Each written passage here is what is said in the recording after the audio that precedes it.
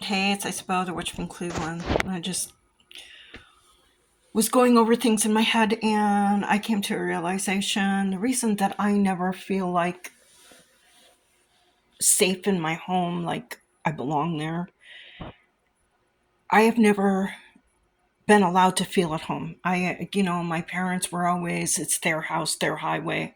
Especially my father, I wasn't allowed to even ask for a poster on my wall in my bedroom or, anything that made it feel like mine. I couldn't move a thing, I couldn't do a thing. And then when we moved, I would start to try to decorate or start to do things with my ex, and he would take the things away from me in the middle of my. And I know that my kids always thought, well, I never finished what. And ADD, it was hard for me to finish things, but most of the tools and the things that I was using to do would disappear. And then I'd hear about his money and how it's his. Nothing was ever made to feel like it was mine. Nothing was allowed to feel like it was mine. My home did not feel like I belonged there ever. And I noticed that all the places that I've moved and lived since has also felt that way, that it's never been mine. I don't feel like that now in this apartment, like this is mine. I owe this man so much money and I'm waiting to be kicked out in the street and I don't feel at home and I don't feel safe and I don't feel like anything is mine. And that's my desire, to just have a home that feels like a home to me. But I have to deal with my inside knowings of not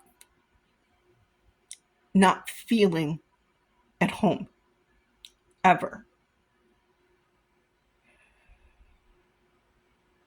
I have to deal with this. Um, this is something that I am dealing with. I'm not sure how at this moment, but I am going to find a way to deal with it. I also found that, what was I listening to? I was listening to something the other day, and there are two trauma responses and two ADHD responses to a household, which is you're either over collecting or you're under collecting. And it's a trauma response. I over collect. I have so many things.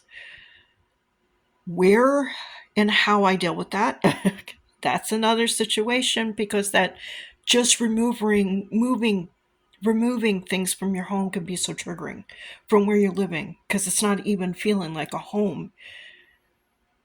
It's where you're living can be so triggering to you, because everything has a emotional response.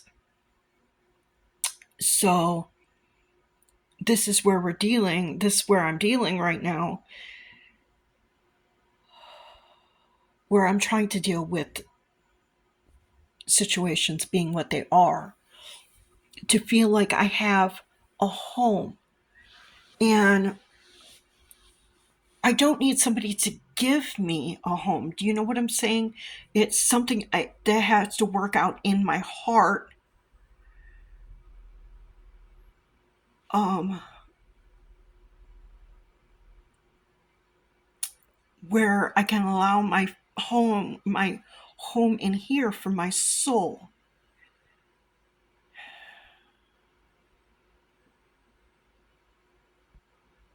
This feeling of not belonging has stuck with me my entire life. And I, again, have put myself in a position where I don't belong. And because it's something that I'm used to, I'm going to the familiar. I don't,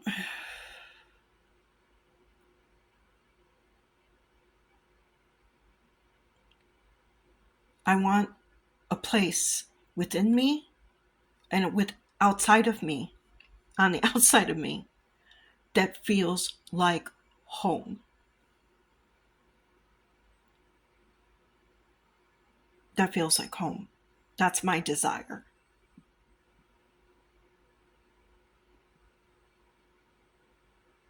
And here's the thing, my parents can't tell me what that is.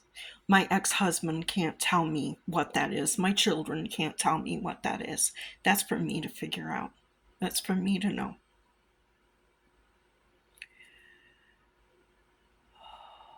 So this is what I'm working on right now.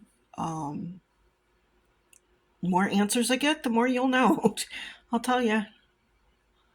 But if you have any suggestions, please comment. Because right now I'm not feeling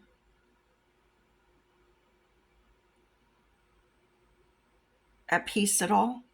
Um, which unfortunately is a comfortable feeling for me because that's how I've always felt. And I need to get out of this comfort zone.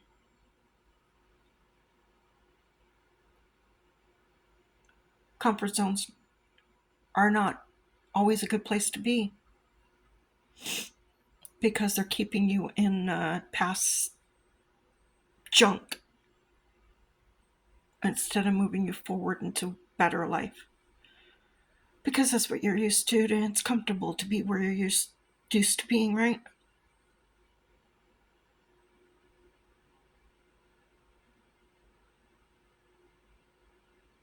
I love you, brothers and sisters. I'm working on this stuff. Be kind, be bold, be witchy. Blessed be.